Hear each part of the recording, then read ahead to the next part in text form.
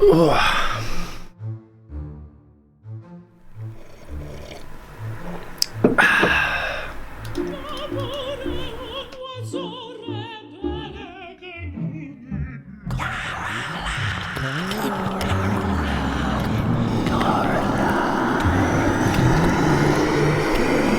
there all you wonderful web-wandering beasts, Pretentious Fiend here, and welcome back to a channel that's slowly just forming into a Måneskin fan account. Yesterday I posted a review of their track I Wanna Be Your Slave, and you all wonderfully and gloriously suggested that I need to go and review and react to Coraline, which is what we're here to do today. And as it happens, every time I do a Måneskin video, I must wear floral. I mean, like, the truth is I wear a lot of floral anyway, so it's not that much of a difference, but let's make it a tradition. So without further ado, before we get too far into this review, make sure that you like, share, subscribe, click the little bell so that you get notifications of when I want to rant in my room about music and be obnoxious in front of a camera. I'm not lonely at all.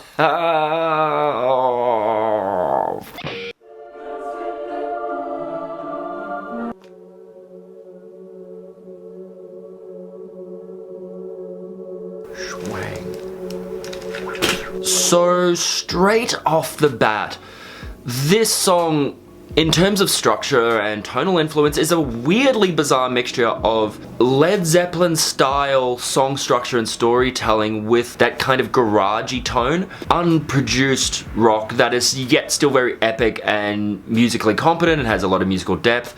You know, there's not crazy layers of guitars going on. It really does sound like a band in a room with a drummer, a bass player, a guitarist, and a vocalist, and that's it. And they get their point across very well with this, actually. Albeit that, especially in terms of production, this is a very, very, shall we say, bare bones track in terms of production.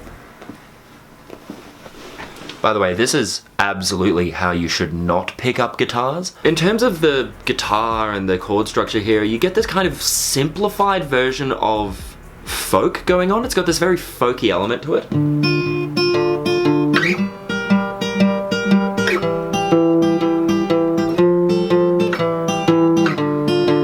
And there's something I really love about this. There's something I really love about this way of telling a story musically, where you're not having to really rely on so much a verse, a chorus, an outro, a bridge, and designated parts, where you're more just saying this is the tone, this is the story. As if you were to watch a movie or a play or read a book. There is a kind of 3-act structure here. You have this first part in which it is all humble, sweet, and really just paints a picture of this woman, this Coraline. And so you see the music and lyrics ebb and flow together, and this is really exemplified when we hit into the harder guitar riffs and it starts talking about this very deep, dark woe and depression that Coraline is experiencing and all these harshnesses in her world and how she wants to escape from them, you know. Now obviously when I'm looking at the lyrics, I am looking at the translations of them. I don't speak Italian, so I can't talk about the full extent of the nuances that are going on poetically there. But from what I've seen of these translations, you know, you have these lines that say that she wants to escape, she wants to sail away on a boat, but she's afraid of the water. There are some really interesting depictions lyrically of what I assume is either mental illness or an abusive relationship, especially when you get to the lines that are, there's a monster that keeps her in a cage and that places landmines in her way. And that is a really apt description of if you are caught in a situation where you want to get out, you want to do everything you can to get mentally out of that situation or even physically out of that situation. But there are obstacles, and each of those obstacles seems like it's just a bridge that has collapsed. It's the worst thing in the world. You can't get over them no matter how hard you try. But there is one line that really I'm going to take away from this song, and that really I think paints a tragic picture of this individual, is that right at the end you get this line, she lost the fruit of her womb, which to me is really the most heart-wrenching line in the song and really completes the Shakespearean tragedy of this character. But stepping away from the lyrics a bit, we get this what I would call a storytelling type instrumentation. The instrumentation, the music of this track has one purpose, which is to act as a soundtrack for this story. There's not like a lot of crazy musicianship in this track. It's not like there's rocketing off and everyone's doing crazy riffs because, oh my god, I think I got dizzy doing that.